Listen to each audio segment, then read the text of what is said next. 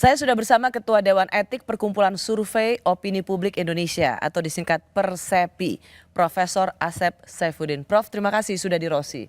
Prof, Persepi ini kan sebuah organisasi profesi yang membawahi para peneliti atau dari lembaga survei atau para pollster.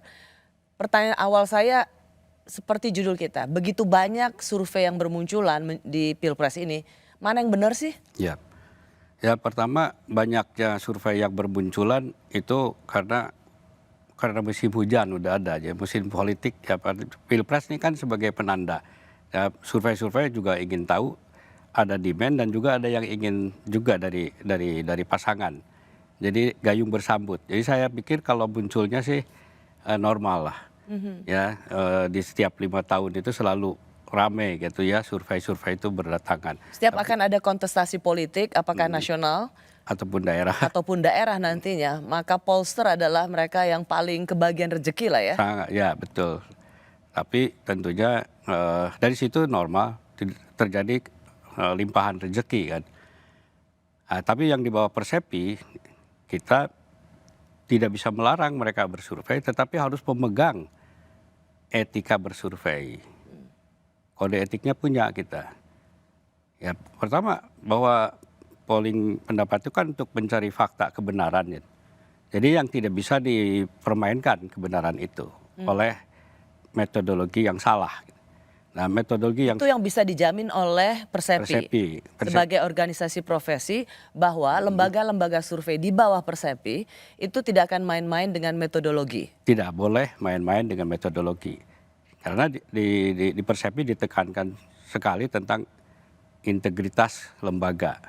Dan integritas itu dijaga nantinya oleh metodologi. Nah, metodologinya harus benar. Sebelum survei kita harus menjaga itu. Dan insya Allah dari Persepi sih semuanya melakukan itu. Selama ini Prof, sebagai Ketua Dewan Etik Persepi ini, apa tugasnya Dewan Etik di Persepi ini apa? Nyemprit yang salah, memantau lembaga-lembaga survei yang ngaco atau apa? Ya, pertama memberikan penyadaran tentang pentingnya survei yang benar. Ya, dari segi metodologi dan integritas lembaga. Yang kedua, Dewan Etik selalu mengadakan metodologi baru di dalam survei. Ya. Kalau memang terjadi suatu kecurigaan, kita berhak untuk menanyakan proses dari survei itu. Oke, apa parameternya sehingga lembaga survei itu melakukan penelitian atau mengeluarkan hasil survei yang mencurigakan?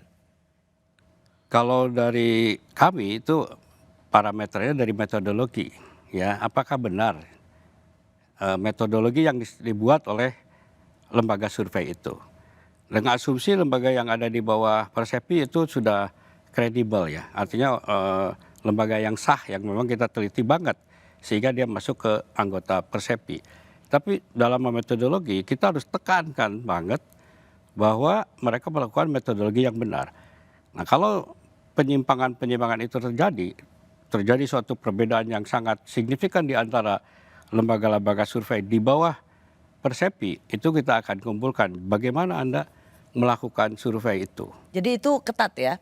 Artinya ketat. Begitu dilihat ada range di antara survei-survei di bawah anggota Persepi itu, ada disparitas yang sangat jauh, itu akan dipanggil disuruh buka metodologinya. Dibuka metodologinya. Siapa saja respondennya, pemilihan responden, pemetaannya, demografinya.